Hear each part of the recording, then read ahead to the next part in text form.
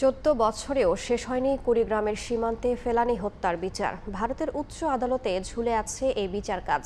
এতে হতাশ ফেলানীর পরিবার ও স্বজন। এদিকে এ হত্যাকাণ্ডের ন্যায় বিচার প্রতিষ্ঠার মাধ্যমে সীমান্ত হত্যা বন্ধ হওয়ার প্রত্যাশা এলাকাবাসী সহ আইনজীবীদের।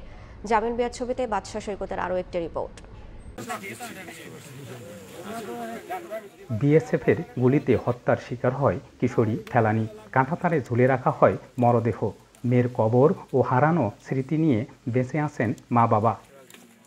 2011 সালের 7 জানুয়ারি কুড়িগ্রামের ফুলবাড়ী উপজেলার অনন্তপুর সীমান্তে বিএসএফ সদস্য অমিয় ঘোষের গুলিতে প্রাণ হারান বাংলাদেশি কিশোরী ফেলানী খাতুন।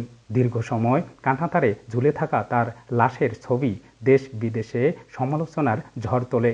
সমালোচনার মুখে 2013 সালের 13 আগস্ট ভারতের কোচবিহারের বিএসএফের বিশেষ আদালতে এ হত্যাকাণ্ডের বিচার শুরু হলে দুদফায় অভিযুক্ত বিএসএফ সদস্য অমিয় ঘোষকে বেকসুর খালাস দেয় আদালত।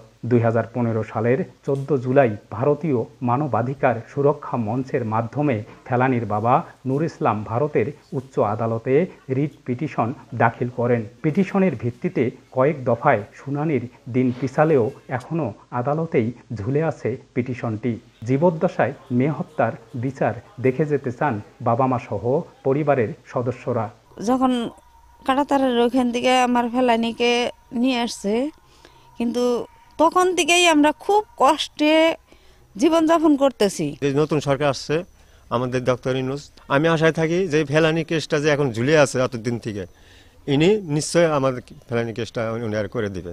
আলোচিত এ হত্যাকাণ্ডের ন্যায় বিচারের মাধ্যমে সীমান্ত হত্যা বন্ধ হওয়ার প্রত্যাশা স্থানীয়দের। আজ থেকে 14 বছর আগে তাকে সীমান্ত বর্ডারে পাখির মতো গুলি করে মারা হয়েছে। যখন শেখ হাসিনা আমলে ছিল তখন আমার আব্বু আম্মু অনেক কান্নাকাটি করার পরে বিচার চাইছে, কিন্তু সূক্ষ্ম বিচার পায় নাই। ফেলানীর যদি বিচার হতো, আমরা বর্ডারের বাসী এলাকার বাসীরা শান্তিভাবে ঘুমাইতে পারতাম, শান্তি আলে থাকতে পারতাম। ফেলানীর হত্যার বিচার হবে, আজ হবে, কাল হবে, এইভাবে গত অনেক দিন হয়ে গেল, কিন্তু এখন পর্যন্ত কোনো বিচার হলো না।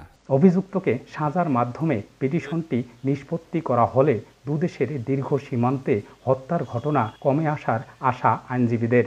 ফেলানী হত্যার বিচারের মধ্য দিয়ে যদি প্রকৃত খুনি অপরাধীর শাস্তি নিশ্চিত করা যায়, তাহলে ভারতের মানবাধিকারের প্রতি যে তাদের ন্যূনতম শ্রদ্ধাবোধ আছে এটা প্রমাণ হবে, এবং ভারত বাংলাদেশের মধ্যে যে বন্ধুত্বপূর্ণ সম্পর্ক এটার উন্নয়ন হবে।